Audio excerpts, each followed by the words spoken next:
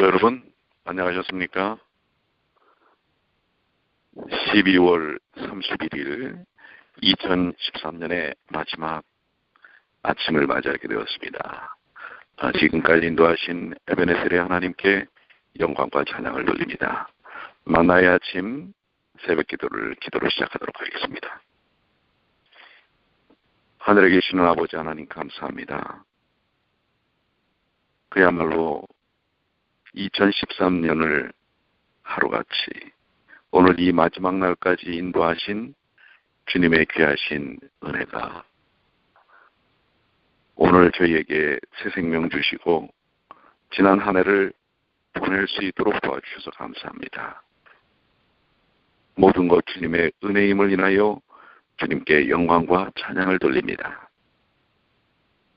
이제 지난 2013년을 다 보내고 새로운 한 해를 준비토록 하여 주셨사오니 이 오늘 마지막 이날 저희의 뜻과 생각과 의지와 모든 것을 주님께 묶어드릴 수 있도록 주여 도와주시옵소서. 매 순간 하나님과 함께하는 주님의 귀한 자녀들이 되게 하여 주시옵소서. 오늘 이 마지막 날을 성령의 축복 속에서 충만하심 속에서 은혜롭게 의미 있게 보낼 수 있도록 인도해 주시기만을 사랑과 자비가 많으신 예수님의 이름으로 간절히 기도 올리옵나이다. 아멘. 자, 오늘은 고린도전서 1장 14절로 25절까지 있는 말씀을 우리가 함께 묵상하도록 하겠습니다. 고린도전서 1장 14절로 25절까지 있는 말씀인데요. 14절입니다. 그리스도와 가이오 외에는 너희 중 아무에게도 내가 침례를 주지 아니한 것을 감사하노니 이는 아무도 나의 이름으로 침례를 받았다 말하지 못하게 하려 함이라. 내가 또한 스데바나 집사람에게 침례를 주었고 그 외에는 다른 아무에게 침례를 주었는지 알지 못하노라. 그리스도께서 나를 보내시면 침례를 주게 하려 하심이 아니요 오직 복음을 전케 하려 하심이니 말의 지혜로 하지 아니함은 그리스도의 십자가가 헛되지 않게 하려 함이라. 십자가의 도가 멸망하는 자에게는 미련한 것이요 구원을 얻는 우리에게는 하나님의 능력이라. 기록된 바 내가 지혜 있는 자들의 지혜를 멸하고 총명한 자들의 총명을 폐하리라 하였으니 지혜 있는 자가 어디 있느뇨? 선비가 어디 있느뇨? 이 세대의 변사가 어디 있느뇨? 하나님께서 이 세상의 지혜를 미련케 하신 것이 아니뇨. 하나님의 지혜에 있어서는 이 세상이 자기 지혜로 하나님을 알지 못하는 거로 하나님께서 전도에 미련한 것으로 믿는 자들을 구원하시기를 기뻐하셨도다. 유대인은 표적을 구하고 헬라인은 지혜를 찾으나 우리는 십자가에 못 박힌 그리스도를 전하니 유대인에게는 거리끼는 것이요 이방에게는 미련한 것이로되 오직 부르심을 입은 자들에게는 유대인이나 헬라인이나 그리스도는 하나님의 능력이요 하나님의 지혜니라. 하나님의 미련한 것이 사람보다 지혜 있고 하나님의 약한 것이 사람보다 강하니라. 고린도전서 1장 14절로 25절까지 있는 말씀을 읽었는데요. 우리 좀 이렇게 부분 한번 묵상을 해보도록 하겠습니다. 우리 14절로 17절에 있는 그리스도와 가이오 외에는 너희 중에 아무에게도 내가 침례를 주지 아니한 것을 감사하노니 이렇게 말씀을 하고 있습니다. 바울은 고린도 교회에서 그리스도와 가이오에게 그리고 스데바나 가족에게 외에는 침례를 주지 않았습니다. 물론 침례는 주께서 친히 명하신 의식입니다. 주께서는 제자들에게 너희는 가서 모든 족속으로 제자를 삼아 아버지와 아들과 성령의 이름으로 침례를 주라고 마태복음 28장 19절에 명하셨지요. 그러므로 믿는 자는 침례를 받아야 하며 또한 침례를 받지 않는 것은 주의 명령을 따르는 것이 아닌 모습이 되게 됩니다.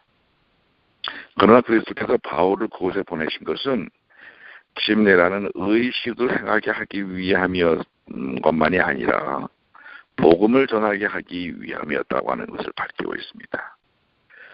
침례는 중요하지만 구원에 보다 더 이 복음을 증거하는 일이 그의 사역의 더 중심이었다고 하는 것을 이야기하고 있는 것입니다. 사람은 복음에 대한 지식과 신앙을 통해 구원을 얻습니다. 복음을 깨닫고 믿는 자는 구원을 얻고 복음을 깨닫지 못하고 믿지 않는 자는 구원을 얻지 못하고 멸망을 당할 수밖에 없습니다. 바울은 복음을 전하되 말의 지혜로 하지 않았습니다. 그것은 그리스도의 십자가가 헛되지 않게 하려 함이었습니다. 하나님의 구원은 사람의 지혜로운 말로 사람을 변화시키는 것이 아닙니다. 그것은 사람의 웅변과 수사학의 힘으로 이루어지는 것이 아닙니다. 구원은 오로지 하나님이 하시는 일입니다. 그것은 그분께서 그리스도의 십자가로 이미 이루신 일이며 그 십자가로 지금 죄인을 부르시는 일인 것입니다.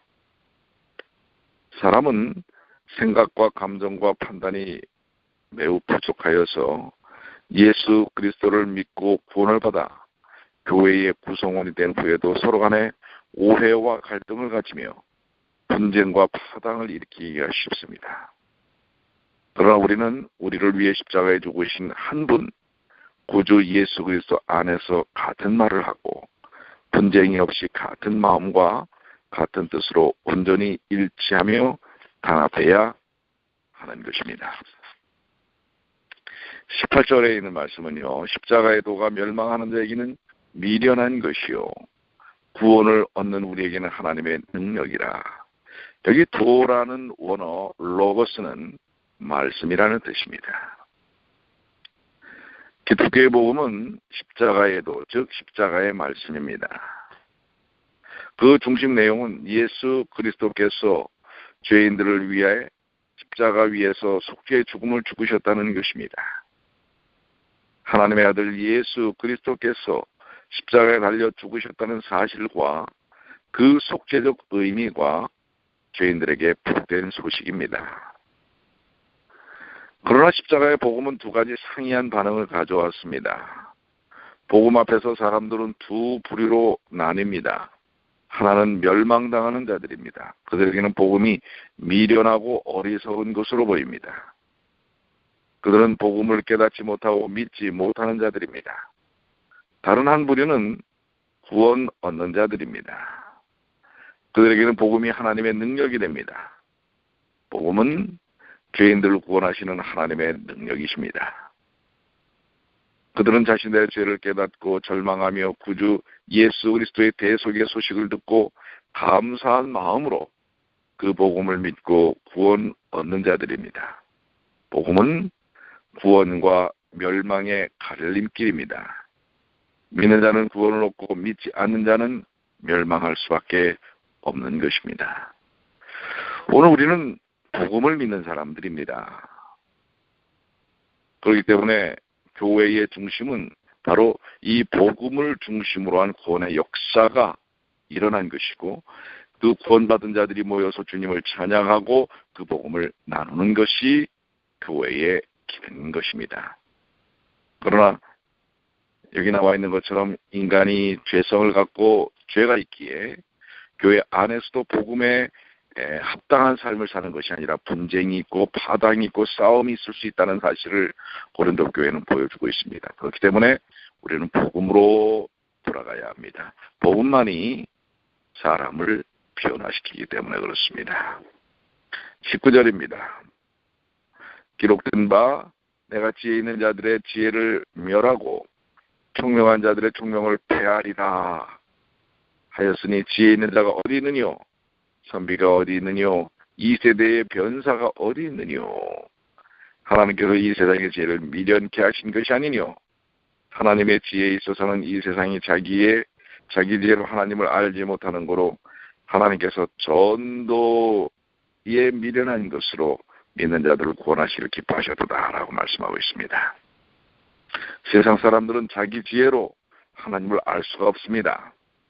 그러므로 하나님께서는 전도 혹은 설교에 미련한 것으로 믿는 자들을 구원하시기를 기뻐하셨습니다. 전도에 미련한 것이란 전도의 내용뿐만 아니라 또한 전도라는 방식도 가리키는 것입니다. 전도와 설교의 내용인 예수 그리스도의 십자가에 죽으신 이야기는 사람들에게 미련하게 보이며 또 말로 전하는 그 방법도 사람들에게는 미련하게 보입니다. 그러나 그것은 하나님의 방법입니다. 하나님의 뜻은 복음 설교와 복음 전파를 통해 사람들을 구원하는 것입니다. 그러므로 우리는 하나님의 지혜로운 방법을 따라야 합니다.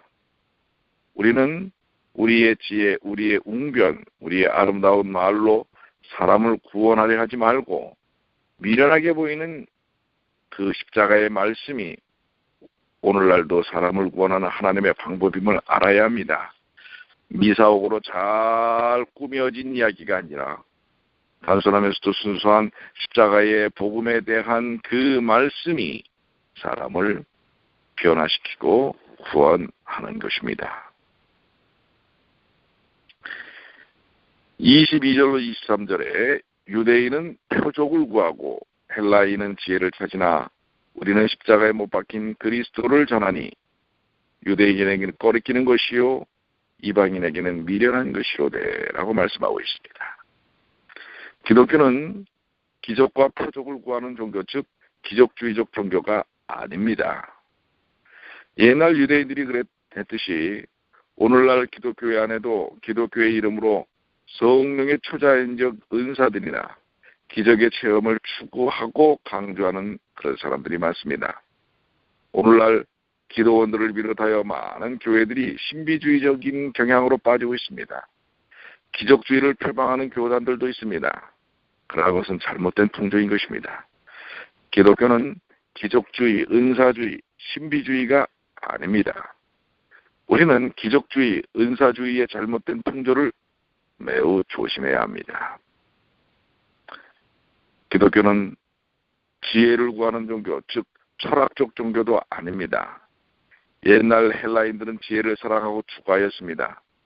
철학이라고 하는 말은 지혜를 사랑함이라는 필로소피라는 말에서 나온 것입니다. 철학은 인간의 이성적 사고와 경험을 중시합니다. 철학은 그 성격상 인간 중심적이고 인본주의적입니다.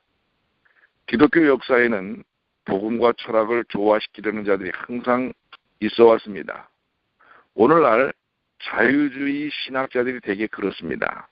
현대신학은 철학자 칸트의 지식론이나 실존주의 철학자들의 영향을 많이 받았다고 평가됩니다. 그러나 기독교는 철학이 아닙니다. 그러므로 우리는 하나님의 순수한 복음을 인간의 이성적 경험적 생각으로 혼잡시키고 변절시키려는 시도, 즉 기독교의 철학화를 조심하고 경계해야 합니다. 그렇기 때문에 우리의 경험을 앞세우는 어떤 신앙의 태도, 이것도 다분히 철학적인 측면들을 신앙 안에 끌어들이는 것과 같은 것입니다. 기독교의 본질적 내용은 예수 그리스도와 그분의 십자가의 죽으심입니다. 예수 그리스도께서 십자가에 못 박혀 죽으셨다는 것이 사도들과 초대교회가 전파한 내용입니다.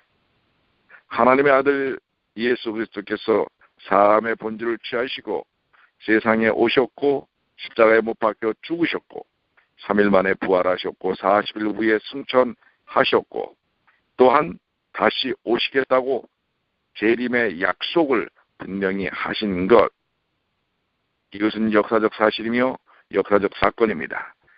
기독교의 복음은 이러한 역사적 사실들을 그 내용으로 가지고 있고 그것은 변경될 수 없는 것입니다. 예수 그리스도께서 친히 말씀하신 대로 하나님의 택하신 죄인들을 구속하시기 위해 이 세상에 오셨고 십자가에 못 박혀 죽으셨습니다. 그리고 다시 그 구원받은 자들을 데리고 가시기 위해 오시겠다고 약속하신 것입니다. 하나님의 아들 예수 그리스도께서 십자가 위에서 피 흘려 죽으신 죽음은 많은 사람들의 죄를 사하는 속죄적 의미가 있습니다. 여기에 기독교 복음의 핵심이 있는 것입니다. 여기에 성경적인 진리가 있는 것입니다. 선지자 이사야는 메시아에 대해 그가 찔림은 우리의 허물을 인함이요 그가 상함은 우리의 죄악을 인함이라. 그가 징계를 받음으로 우리가 평화를 누리고 그가 채찍에 맞음으로 우리가 나음을 입었도다. 우리는 다 양 같아서 그릇 행하며 각기 제 길로 갔거늘 여호와께서는 우리 무리의 죄악을 그에게 담당시키셨도다라고 이사야 53장 5절로 6절에 미리 말하고 있는 것입니다. 예수께서는 친히 나는 하늘로서 내려온 산떡이니 사람이 이 떡을 먹으면 영생하리라. 나의 줄 떡은 곧 세상의 생명을 위한 내 살이로라 라고 요한복음 6장 51절에 말씀하고 있습니다. 또 그분은 인자가 온 것은 섬김을 받으려 함이 아니요 도리어 섬기려 하고 자기 목숨을 많은 사람의 대속물로 주려 함이라고 마태복음 20장 28절에 고백하셨습니다. 바울은 이 고린도 전후서 서신의 뒷부분에서 복음의 끝 골자를 표현하기를 고린도전서 15장 3절로 4절 내가 받은 것은 먼저 너희에게 전하노니 이는 성경대로 그리스도께서 우리 죄를 위하여 죽으시고 장사 지낸 바 되었다가 성경대로 사흘 만에 다시 살아나사라고 말씀하고 있습니다. 속죄는 복음의 핵심입니다. 그러나 이 십자가의 말씀은 기적을 원했던 유대인들에게는 꺼리끼는 것이었습니다. 왜냐하면 그것은 현재 하나님의 능력의 체험을 강조하지 않고 과거의 한 사건을 중요시하는 것 같이 보이기 때문입니다. 그러나 사실 과거의 그리스도의 십자가 사건과 그 복음이 현재의 죄인들의 모든 삶을 살려 새 삶을 살게 시작하는 하나님의 능력이 되는 것입니다. 십자가의 복음이야말로 참으로 구원의 현재적 능력인 것입니다. 십자가의 말씀은 지혜를 추구하는 헬라인에게는 미련한 것처럼 보입니다. 왜냐하면 복음의 논리는 단순하고 소박해 보이기 때문입니다. 복음의 논리가 무엇입니까? 하나님의 아들 예수께서 우리의 죄를 형벌 대신 당하셨기 때문에 예수를 믿는 우리가 죄 씻음을 받고 죄로부터 구원을 받는다는 것입니다. 그것은 대리적 형벌의 개념입니다. 그러나 지식인은 책임적 행동을 강조합니다. 자신의 일을 자기가 해야 한다고 생각합니다. 그러므로 복음의 논리는 그들에게 어리석게 보입니다. 사람의 책임 있는 행동이 좋은 인격의 요소인 것은 확신합니다. 그러나 문제는 사람이 아무리 책임 있는 행동을 한다고 해도 그것으로 구원을 받을 수 없다는 데 있습니다. 왜냐하면 사람은 바로 그 죄악을 스스로 뛰어넘을 수 없기 때문에 그렇습니다. 사람의 최선의 의로운 행위라는 것은 단지 더러운 누더기 옷에 비교할 수 있을 뿐입니다. 그러므로 구원은 사람의 행위로 말고 바로 예수 그리스도의 대리적 속죄가 바로 그 방법인 것입니다. 자, 여기 우리 24절로 25절에 오직 부르심을 입은 자들에게는 유대인이나 헬라인이나 그리스도는 하나님의 능력이요 하나님의 지혜니라. 하나님의 미련한 것이 사람보다 지혜 있고 하나님의 약한 것이 사람보다 강하니라. 부르심을 입은 자들이란 하나님께서 만세전에 선택하시고 때가 되어 십자가의 구원의 도리를 통해서 부르신 자들을 가리키는 것입니다. 그렇기 때문에 누구나 이 십자가의 도를 믿고 따르는 자들은 바로 이미 창세전에 예비하신 구원의 원리 속에서 인도함을 받는 것입니다. 우리가 그 사실을 믿고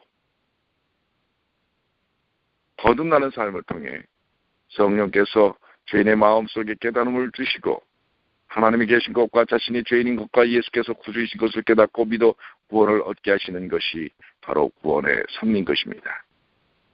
이런 이들에게 예수 그리스도와 그의 복음은 꺼리낌이나 어리석음이 아니고 구원을 주시는 하나님의 능력과 하나님의 지혜인 것입니다.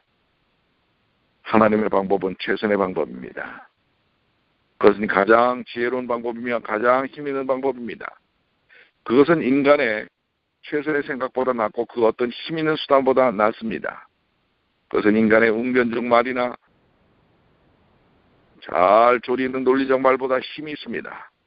그것은 사람의 생각과 감정을 조금 감동시키는 정도가 아니고 사람의 죽을 수밖에 없는 그 인생 속에서 살리고 사람의 마음을 근본적으로 새롭게 하는 것입니다. 우리는 오늘도 전도와 이 전도의 이 귀한 복음을 통해서 그 효력을 믿는 것입니다. 오늘 인본주의적인 자유적인 신학이나 은사주의, 신비주의를 경계하고 성경적 기독교 신앙을 가져야 합니다. 성경적인 기독교의 핵심은 십자가의 복음입니다. 그것은 예수 그리스도께서 죄인들을 위해 대속의 죽음을 죽으신 사실을 믿는 것이지요. 우리는 이 속죄신앙을 가진 자, 그리고 다시금 우리를 인도하시기 위해 오시는 재림신앙을 가진 참 말씀 중심, 복음 중심의 하나님의 백성들인 것입니다. 하나님께서는 예수 그리스도의 재림시 때까지 이 복음으로 죄인들을 구원하십니다. 우리는 하나님의 뜻과 명령을 따라 이 십자가의 말씀, 곧 속죄의 복음을 만민에게 전도에 미련한 방법을 통해 전파해야 하는 것입니다. 오늘 2013년 12월 31일, 이제 오늘 하루가 지나면 2013년은 다시 돌아오지 않습니다.